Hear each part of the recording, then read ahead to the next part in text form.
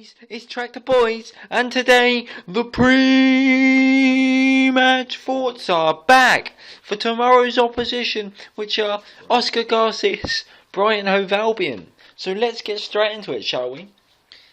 Last game out, Ipswich Town did lose to Wigan 3-1 in an unconvincing performance, mainly from the defenders. We did indeed take the lead through Tommy Smith, but then we conceded 2 quick goals, pretty much killed the game off.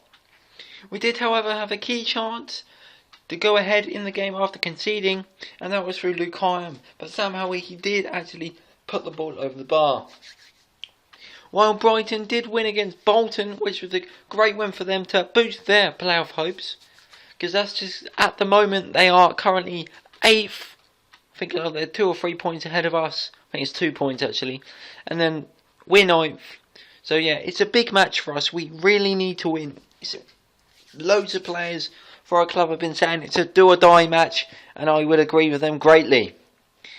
Well, team in 6th position, we all thought that we could have been chasing Wigan, but now it looks like Wigan are probably going to finish 5th or even go higher, with QPR's poor form continuing with their 3-0 loss in midweek against Sheffield Wednesday. And actually Wigan didn't do great, that set themselves losing, actually not losing, they drew 3-3 against Yeovil.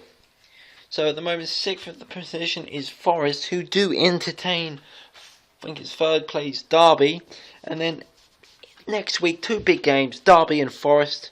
Derby on Tuesday night at Portman Road, and then on the Saturday, Forest also at Portman Road. So yes, tomorrow's match pretty much is a big game. I know I've been saying that about Wigan, I've said that about many games this season, but now it's getting a bit repetitive and we do have to pick up points.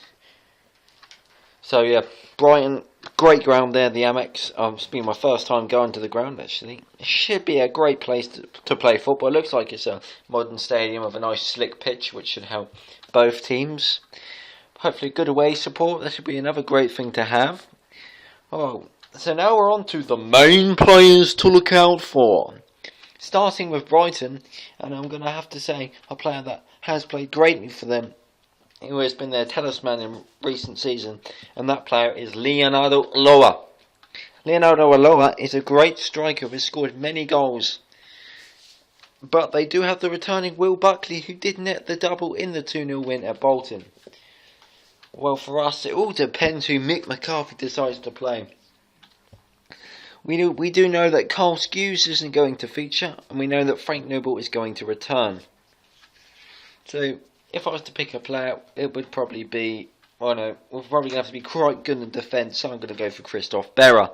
People may disagree or agree with my decision. I can't please you all. I do apologise. Well, the team lineup I would like Mick McCarthy to go for against Brighton would be the following.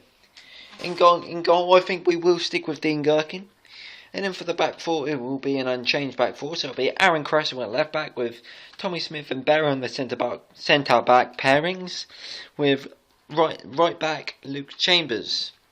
And then in the midfield, I would expect him to play a 4-3-3. So then the midfield 3, I would expect him to play on the left. I would expect him to play Hunt, and then Hyam, and on the right, I would expect him to play Paul Green. So I don't feel Tab is probably an adequate option to use against Brighton.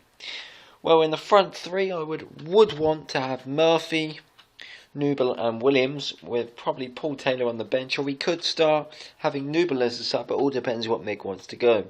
So it's been me once again, Tractor Boys. Please give a like and a sub. Comments will be much appreciated. And you know what time it is now? It's match day. Come on, you Blues!